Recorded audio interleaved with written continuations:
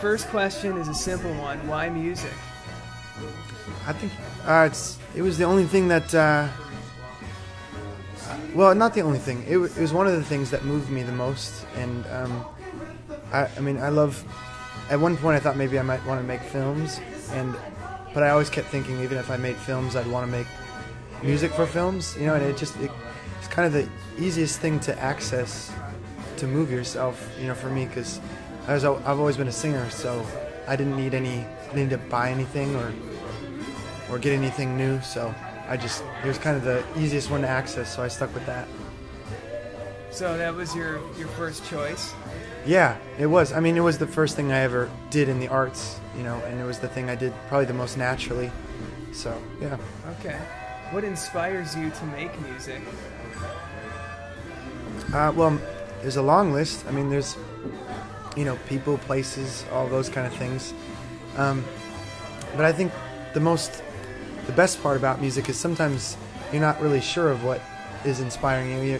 You're filled with it, maybe, is a better way to say it. It just shows up, you know, and then you go to a guitar or piano and try and get it out, you know. So a lot of the best songs, you can't really cite like, oh, I wrote this song because of, you know, somebody did something or said something.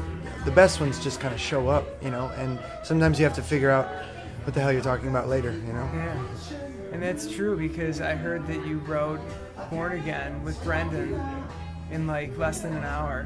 Yeah, we did, and that one sort of came from a series of conversations we'd been having about our upbringings and what was wrong or right about the state of the world, and you know, we'd been talking about that for 2 days prior to writing the song, and we just started working on this.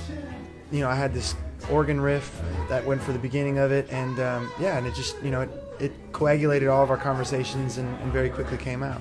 It's a super catchy riff too. Thank you. Thanks. So, are you ever blown away by your own work?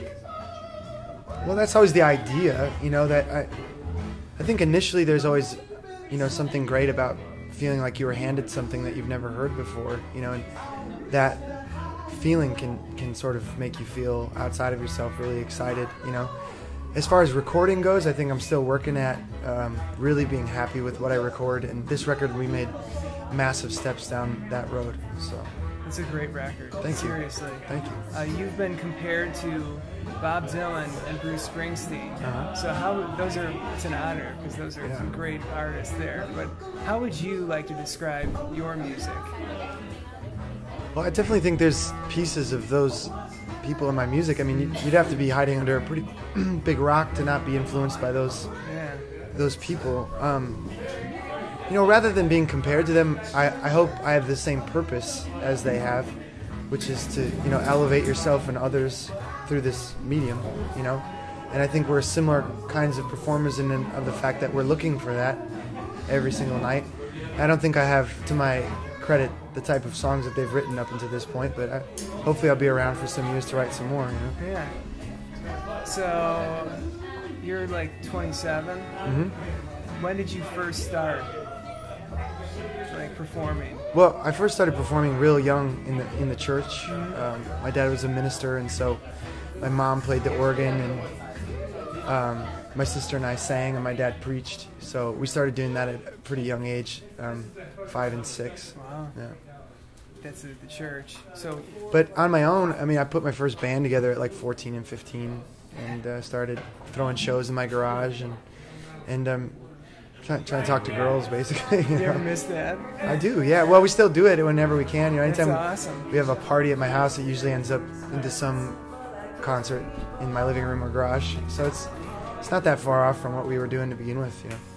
What do you offer as a live performer? Hopefully a lot of blood and sweat, and, you know, I mean, there's not many nights we walk off the stage with much left in us, you know, emotionally or energy to spare, you know. So hopefully you're trying to sacrifice yourself up there and offer it up as some sort of a offering to the people who've paid their hard money to see you do it, you know. Okay, so these are some more fun ones. Now, I read that your Uncle Roger had a record collection and you got into a lot of music from him. What is your favorite album? either ever or just right now? Of all time? Well, one of my favorite records of all time is Bob Dylan's Time Out of Mind. Is probably one of my favorite records of all time. But I mean, going backwards to like, there's some John Lee Hooker records I got really young. A record called Serves You Right to Suffer. I love that record. But probably my most sought after records, I think the band of our age that I, am really into is Radiohead, obviously. I think they're probably one of the greatest bands of all time. And if I was going to lose my record collection, I'd probably buy their records probably first. Even though you might not hear the comparison to my music, they're kind of the thing that mystified me the most. That's very cool. Why didn't you say that you like punk rock too? Yeah, and The Clash, London Calling, pretty much all the Clash records. I mean, if I was going to hand a record to a 14-year-old and hopefully give them the love of being in a band, I would hand them a Clash record. Well, what's your favorite memory pertaining to your own music or accomplishment? Yeah.